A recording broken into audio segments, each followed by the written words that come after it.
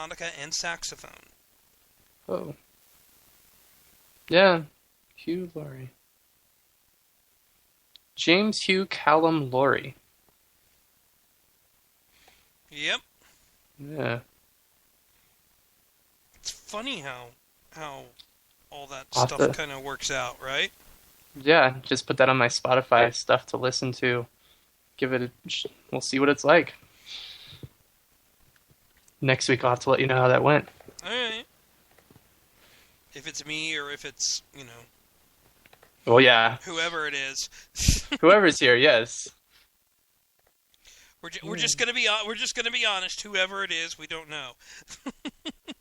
Oh, it's actually not his first album. Yeah, it's his second Yeah. personal album, and he's got on a couple. He guested on a couple others. Interesting.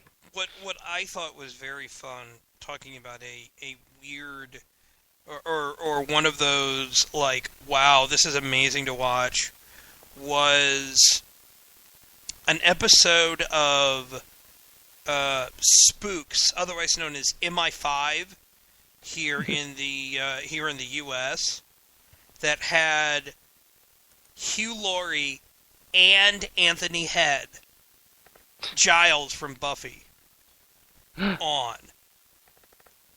And it's just like, oh, holy crap. It's funny when they get these people from well-known shows to get a movie together. Yeah. It's like, wait a minute. Well, MI5's a TV series. MI5's a British TV series. So it's like the people who are used to seeing,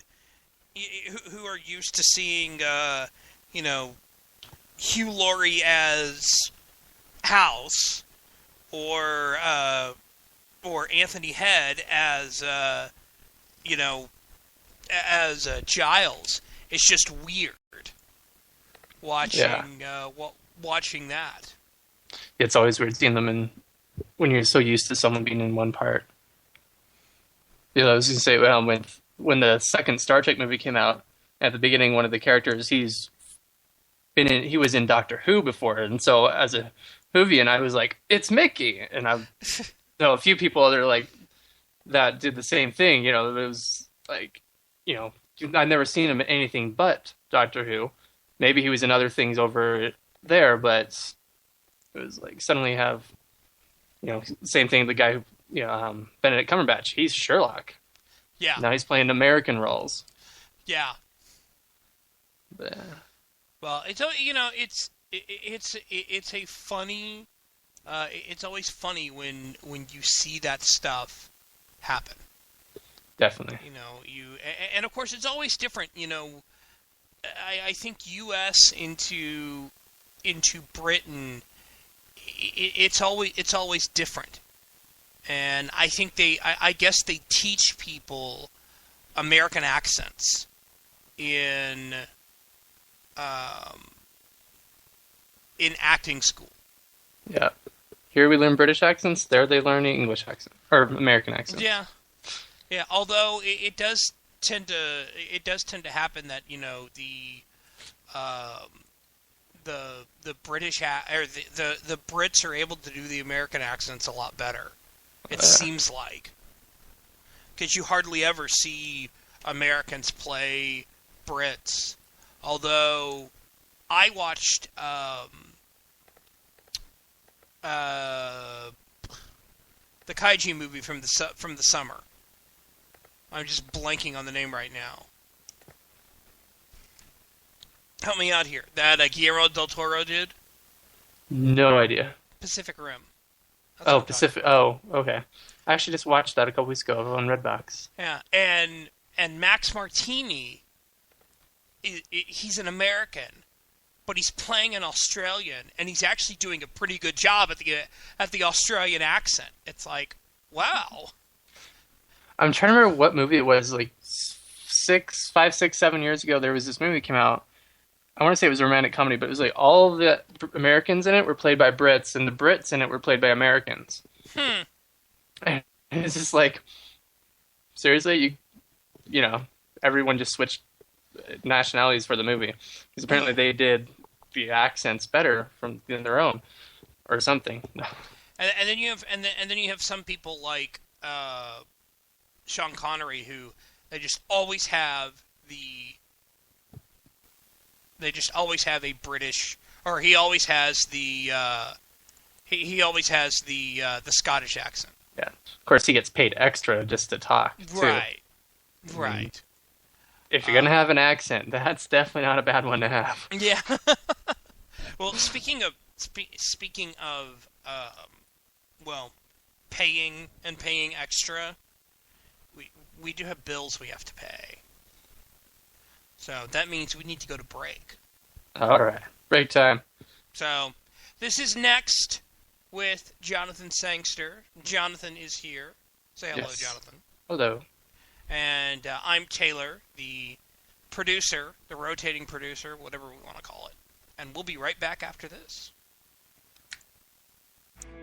Mr. President, members of Congress, you've been making a lot of noise about taking our guns away. But you might want to review history. 1835, Gonzales, Texas Territory. The authorities wanted to confiscate the big gun that protected that colony. You know what the people said? Come and take it. Because they were willing to fight for their freedom and their guns. So are we. Come and take it if you want it. Come and take it if you think you can. Come and take it, but I warn you, you'll have to pry it from my cold dead hands. We want the freedom that God gave us, so you best not cross that line. If you want this gun, you gotta come through us and take it. One shot at a time. Just like Gonzales, we're keeping our guns. Back here on Next, here on Vigilant Liberty Radio. I'm Taylor, the producer. Jonathan Sangster is your host. Yep, indeed. And you've got stuff that you want to talk about, don't you? Yes.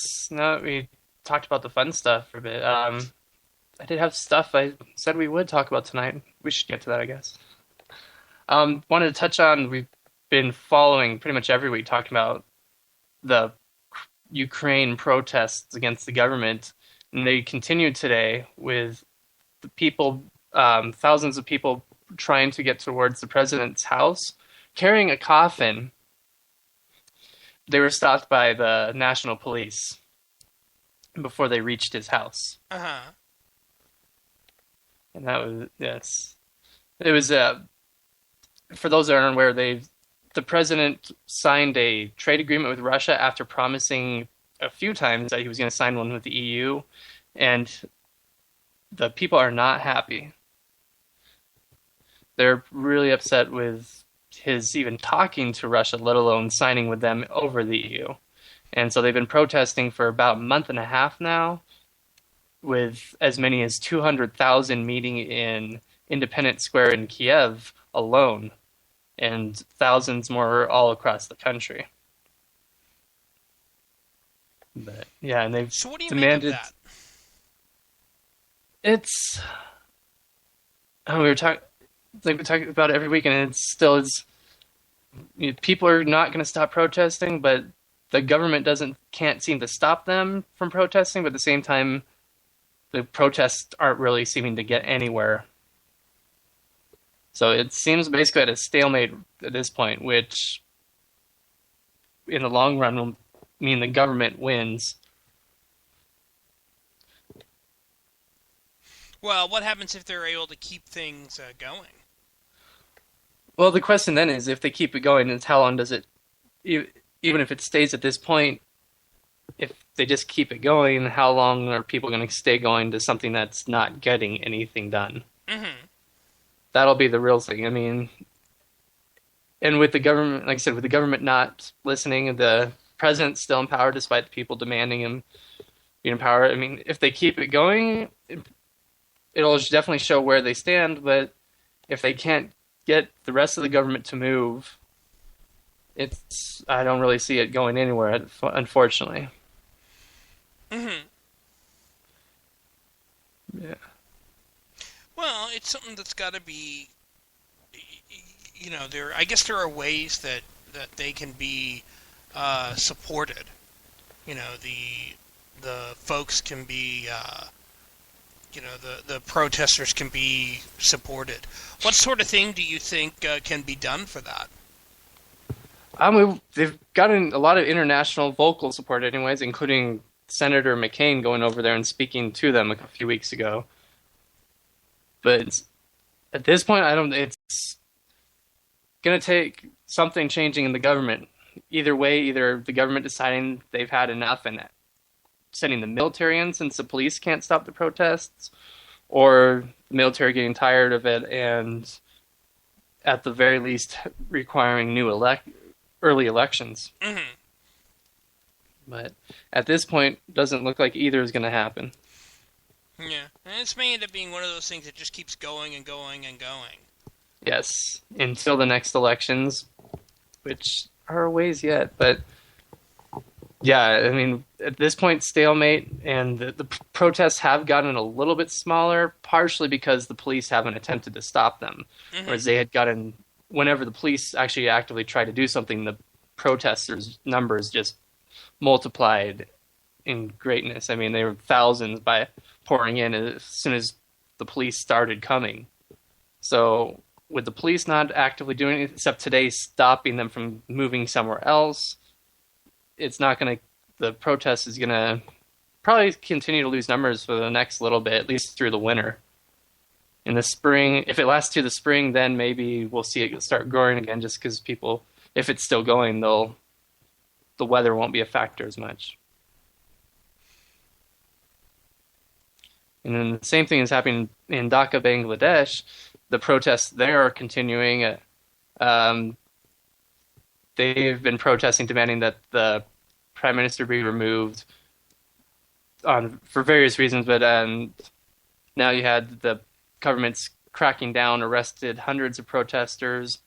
Today, they blocked opposition leaders from leaving their homes. They didn't arrest them. We kind of placed them under house arrest because they couldn't leave their house to get to the protests, and then used water cannons and tear gas when supporters tried to break through the police lines. One protester was killed today, and the government also closed down public transportation to make it difficult for the people to get there. But elections there are scheduled for the 5th of January, so next Sunday. And we'll see if that actually changes things. Probably not, and the opposition has been saying for months that the government will fix the elections unless they step down ahead of them. Well, don't forget, one of the things not to forget regarding that has to do with the fact that a lot of the protests has to do with the execution of the Muslim leader there. Yes, some of it has to do with it, but yeah, and that didn't. It actually calmed things down, ironically, for a little bit because it took out the voices that have been one of the louder voices, but the people are back in numbers again, and the government's just not allowing them to meet in large numbers. This house arrest of the opposition leaders is definitely a big new move, and probably, at least from the government standpoint, definitely a positive one, because it avoids the bloodshed of, when you have a group of thousands meeting together. They're a lot more dangerous than a couple dozen. There's stuff that's got to be figured out. Yeah, and Cairo has seen some deadly clashes with police again after last Wednesday on Christmas they declared the Muslim Brotherhood to be a terrorist organization. And so there's been protest against that through the week, with 3 people being killed on Friday alone. And an interesting change, the military is not taking a direct step, but has been asking militia groups to come out in their local areas and protect the buildings that are often targeted by Islamist groups, like churches and police stations. So, and they've been exchanging weapons with the militia groups. If the militia groups turn in unauthorized heavy weapons, they're given police-level pistols and rifles